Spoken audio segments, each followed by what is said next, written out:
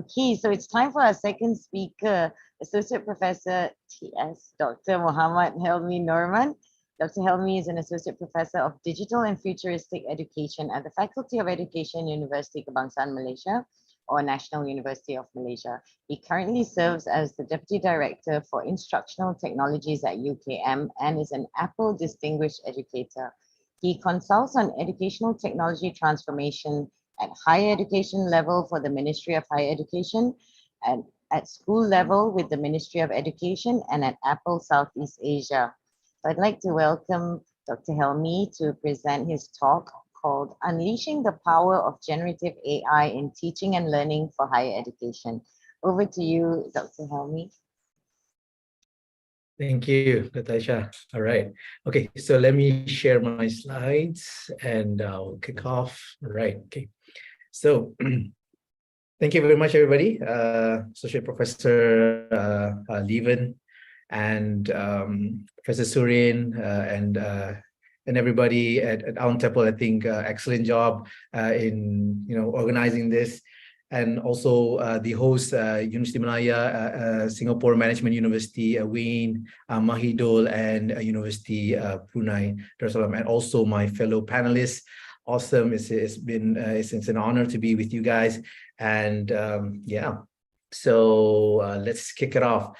Unleashing the power of generative AI, teaching and learning for higher education. All right. So. I'm Helmi, and University Kebangsaan Malaysia, National University of Malaysia. And so, what and why AI? All right. So this is the framework that I drew based on Professor Schwab's Fourth Industrial Revolution definition.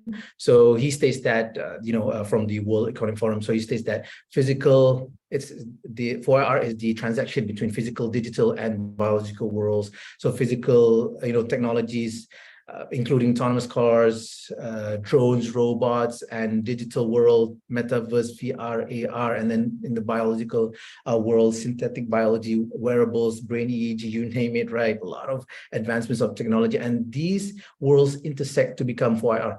But where's the AI? The AI is actually the brain of all these technologies. So it's really the cognification of things. So that's what he said. I'm quoting him. Excellent piece by him. You should read his book.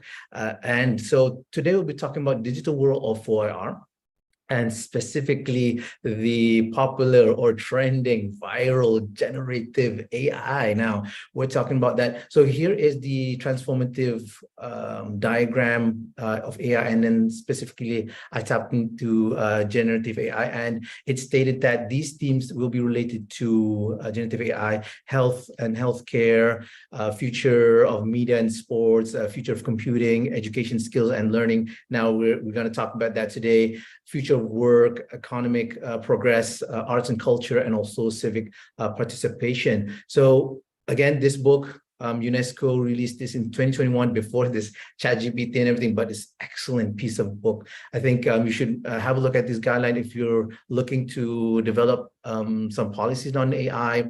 Excellent, talking about emerging practices, benefit risk assessment, and then moving towards SDG for that purpose. Yeah, and so again, this one is I think a lovely piece by Spanish researchers here on the most popular generative AI now trending, right? So text to image, DALI, stable diffusion, Muse, text to 3D, image to text to video, text to audio, text to text, text to code, text to science, other models. A lot of things that are happening. It's not just ChatGPT, but generative AI in general, right? And the recently, released ChatGPT, UNESCO, ChatGPT and AI in higher education. But I would love to, highlight this section. This is a great section where it talks about the roles, that you can take as an educator in higher ed. So how could we use this possibility engine, Socratic opponent, for instance, AI acts as an opponent to develop an argument, collaboration coach, guide on site, personal tutor, co-designer, exploratorium, study buddy, motivator, and dynamic assessor. So moving to that, but generative AI is actually just a tool. if you don't know how to use it, it's not going to be effective. It's not going to be meaningful. So I think it's important to craft prompts that are good and effective. I would like to cite Barrett. I think a lovely piece of high quality craft prompt. He uses the create form framework. So it's C for clarity. So defining the task or intent, putting that in your prompt, and then relevant info, providing detailed, the more detailed the prompt is, the better the AI can generate for you. So examples, if you put some examples there, it will generate a more good, high quality output and avoid ambiguity. So unnecessary details, don't put it there. And then tinker, so you can generate a lot, like generate, it's like, no, I want to generate again. And finally evaluate as needed, and improving the quality, tinker again, evaluate, tinker again, evaluate. So I always say that, like AI is actually like a research assistant. It's like my virtual research assistant. You have human ones, and you give like what do you say, instructions to them, right? So this is the same thing. Even though it's a bot, it's AI. You have to give good prompts. You have to give good instructions for it to go and give you good output. So have a look at this framework, awesome framework. So I'll give some examples. Before we go to some awesome tools. So these are some examples of generative AI in metaverse. I'll show you first of this, and this is a course at with the Faculty of Education at my faculty. So what we're doing there is, this is the course of Doctorate of Education. These are so students from Malaysia and China were taking this course. And so I told them that refer to the UNESCO guide on ChatGPT, look at metaverse, and how do you develop this for your teachings at the university. So they were doing for cabin service. So let's have a look. Tutorial. We use AI to solve a conversation situation in which a passenger. Yes. Attendant. There is a German passenger on the plane who does not speak English, and I need to say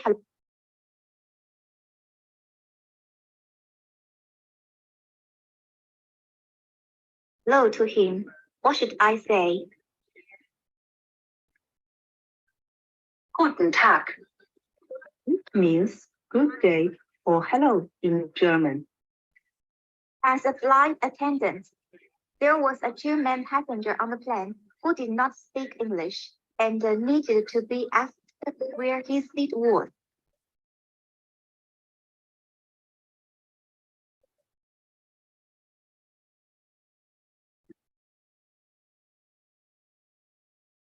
Wo ist Ihr Sitzplatz? Which means, where's your seat? As a flight attendant, there is a German passenger on the plane who does not speak English and needs to be guided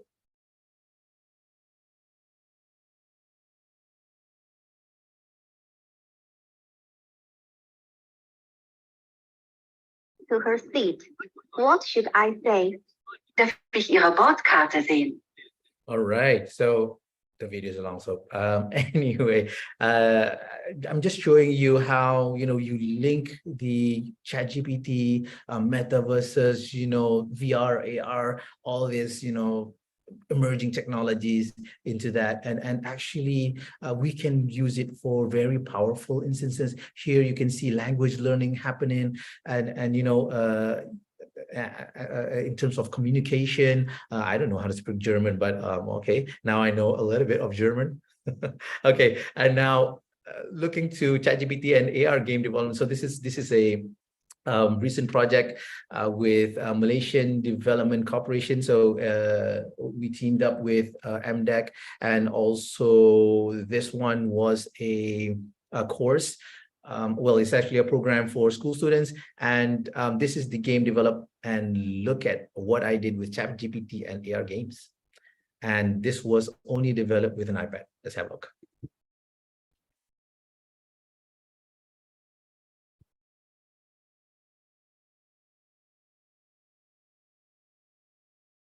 So I'm tapping, so linking to AR games using ChatGPT, and the theme was UNESCO SDG and achieving 15. So I got the game design there.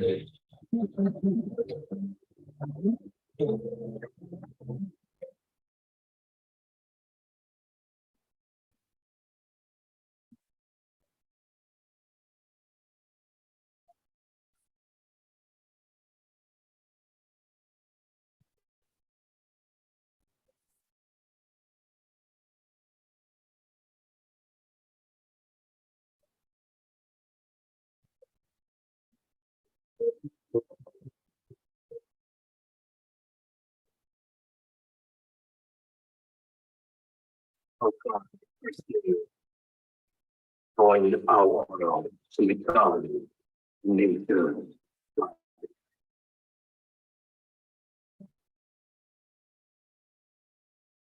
Welcome, Virginia.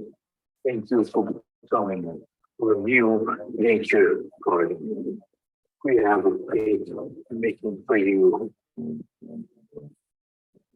can choose from the two avatars here. First is Danish, the eco pilot. Yeah. The first mission is to eliminate illegal animal trading. Go to the pirate's den and find out what you can do there. Go before it's too late. We have three choices, nature garden. Choose wisely to save the animals.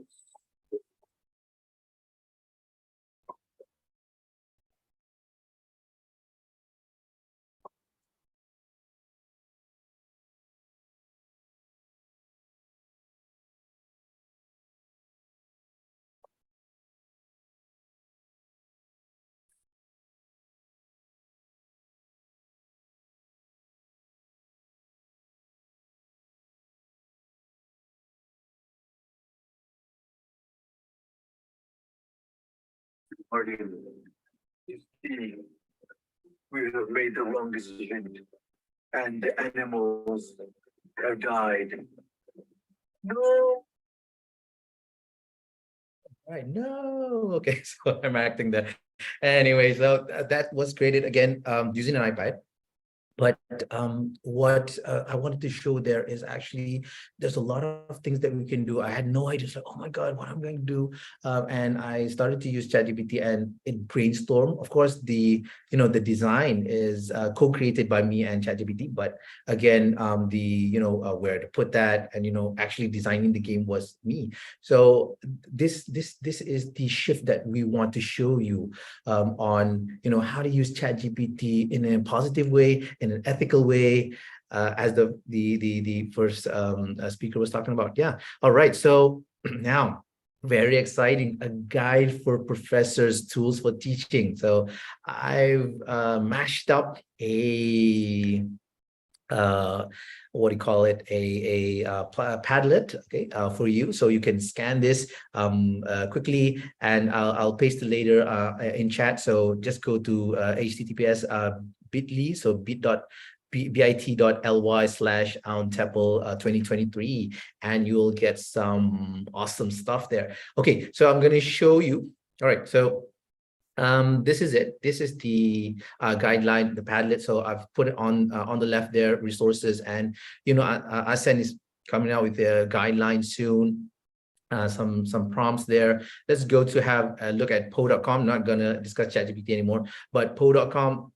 I don't know how to say this, poi.com. So it has the like mashing up of all these generative AI awesome text to text, and this is text to image. So stable diffusion is free. Everything else I think you have to pay for it, but awesome stuff on stable diffusion. All right, so let's have a look on stable diffusion. I've put a prompt here for the AI to prompt some image, so generative AI. So This could be done for storytelling. This could be done for engineering. This could be done for medicine. There's a lot of opportunities. There's a lot of possibilities here. But doing this, so what I did is prompted a sci-fi city. I wanted that picture, so it generated pretty good for me. Yeah. So have a look at Stable Diffusion again. It's on the website that I showed you, the Padlet. All right. So this is awesome as well. This is Blockade Labs.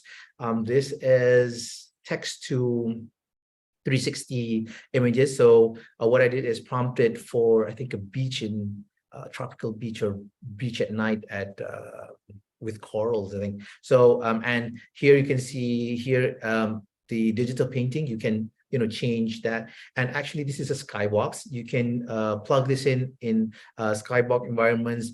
For instance, in metaverses, you can use it as a 3D world, so you can overlay it so it looks like you're in a space. I think this is awesome. You have the long you have to have a 360 to put in AR, VR, and especially VR.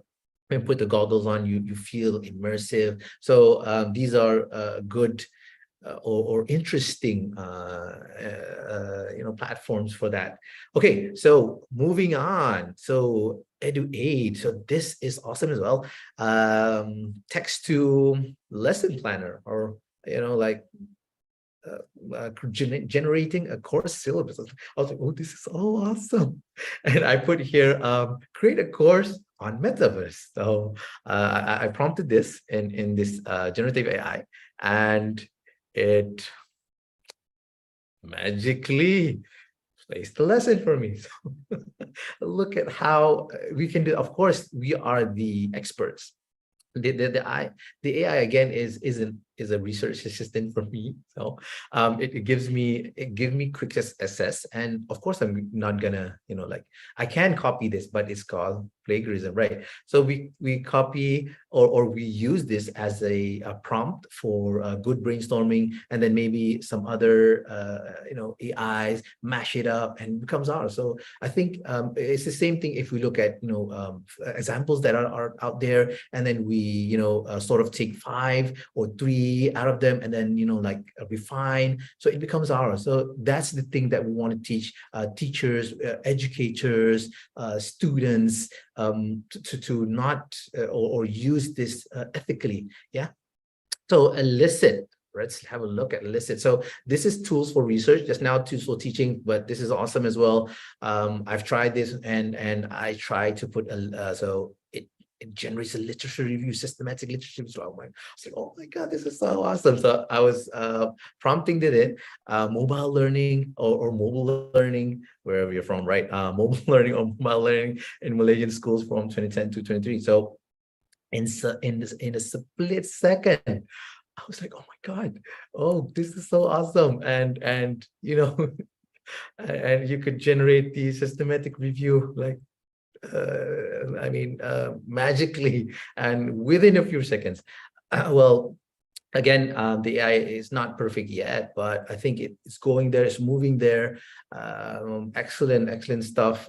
Again, elicit, have a look at that for research too. So before this, I showed you a bit on teaching tools, and now moving to research tools. And then here is another awesome one.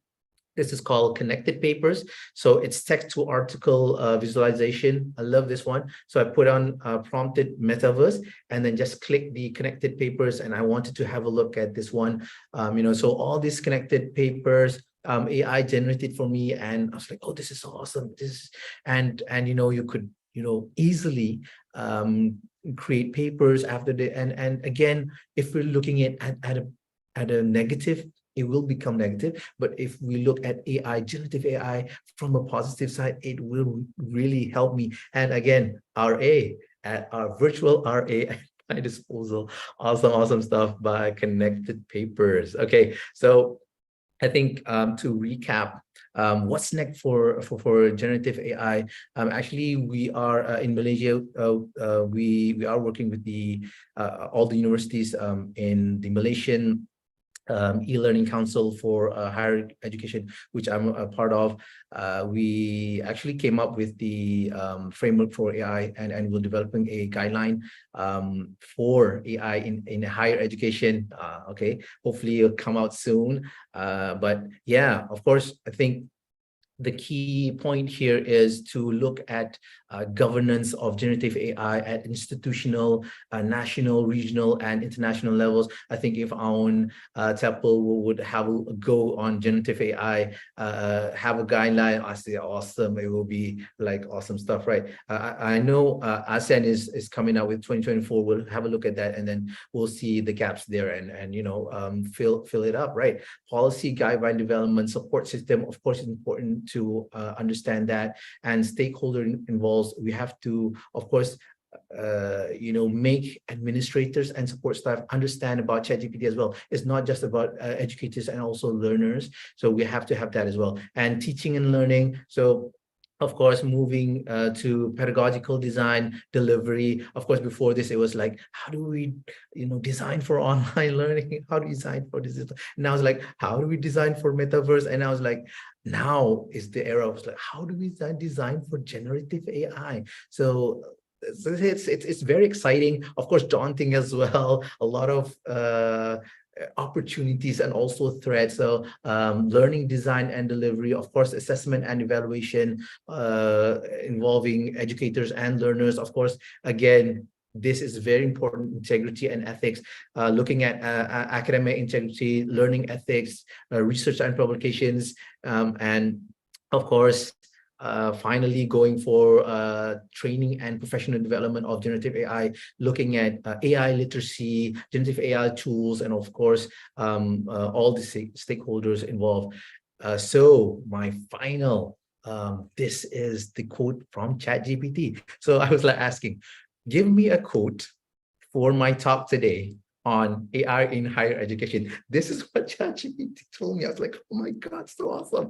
So as AI continue to weave its way into higher education, we find ourselves at the brink of transformative era where technology complements the brilliance of human educators. So embracing AI responsibly can unlock personalized learning experiences, foster critical thinking, and inspire creativity among students, preparing them to face the challenges of tomorrow with confidence and ingenuity. I was like, oh my God. So this is ChatGPT. This is generative AI. Have a look and think how you can integrate in your teaching and learning. So I'm Helmi, signing off. Back to you, Dr. Aisha. Thank you. Thanks so much, Dr. Helmi, and also for sharing your Padlet with so many interesting tools we can use. It's hard not to get inspired by your enthusiasm, but I'm going to throw a spanner in the works here with a question from one of our attendees who says, yes, AI also can do wonders, but how about the impact on evolutionary natural intelligence, primal skills, and psychological well-being that seem to be diminishing among many? We need more discussions from learning and developmental philosophy perspectives if we want to inculcate holistic human values through education while embracing technology. Otherwise, we will descend to the hunter and gatherer being. What would you say to that? Wow, that's a long question, but thank you for the comments. I think, yeah, excellent views. Definitely. I think, of course, with this new, technology, of course, I think it's good to, I like to, always quote Professor, he's a psychologist, Professor Bruce Tuckman. So he has this 4 phase of forming something. It's the first phase is forming, and then you go into the phase of storming. So it's like, oh my God, how do I use Zoom? How do I use ChatGPT? How do I use generative AI? And then the third is actually the phase of norming, where, oh, that's easy. Oh, you use this. Oh, you tap this. Oh, you use my Padlet. Anyway, I'm saying, like, and then finally you go into the phase of performing, where you understand the ethical, ethical implication. This is what I can do. This is what I can do. So understanding in your niche area, in your discipline, I think, of course, that's important. And I don't think, the teacher, the educator, the professor will diminish the role, but the roles change. Of course, before this, again, sage on stage, and then now, facilitator, maybe learning inspirer, and then, ChatGPT come in and yeah, you can become the AI assistant. No problem. You can become my research assistant. So I think understanding our new role, advanced role, I think is important in this era of AI. Yeah.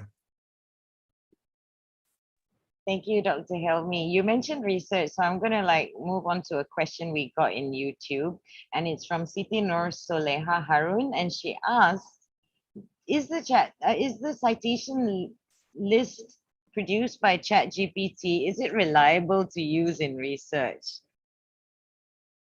What do you have to say to that? Oh, wow, that's a tough one. Okay, I think again, it's like I always like to humanize the technology. For instance, I'm saying ChatGPT is actually is an RA, research assistant. Of course, sometimes RA, do mistakes. They're human. Of course, AI does mistakes as well. So you are the expert. Don't let technology be the expert. You are the expert. You are the one who knows that it's true or not. So you check it. I think that's how our roles change, because we are the top tier expert. We are the professors. So do not let AI profess you. So you are the professor. So I think that's important for us to think about that. Verifying information. Of course, the rules change, but I think important to check the reference. Of course, ChatGPT and other tools that I showed you, you can use that as well. But of course, you have to double check on that to check on its validity and reliability. Yeah. Thank you. I have another question here. With the fast development of AI, is there a possibility that some work or jobs will become obsolete, especially in the field of education? Very, very interesting, of course. That's a hard question to answer. I think, again, roles are changing. And of course, jobs are changing. Of course, you have, if you remember the diagram I showed you for IR, right? So autonomous cars. So is the Grab drive or maybe it's the taxi driver not gonna work anymore? No, they changed to a Grab driver. It's like Uber driver. So I think in education, we change our role as well. Not as a content provider anymore, but a content facilitator or like a learning facilitator. So maybe you can search this. You have this from ChatGPT, from AI. Is this true? Is this reliable? I think, of course, the roles will diminish some roles, but of course, it will open new roles. New roles. Who's going to become the AI programmer? Who's going to become the ChatGPT analyst? There's a lot of roles coming up, and I think that's our role as an educator, to prepare students for the jobs of tomorrow, rethink how we teach now in teaching and learning, and prepare them for the volatile learning or volatile workforce of tomorrow. Thank you, Dr. Helmi. Okay, so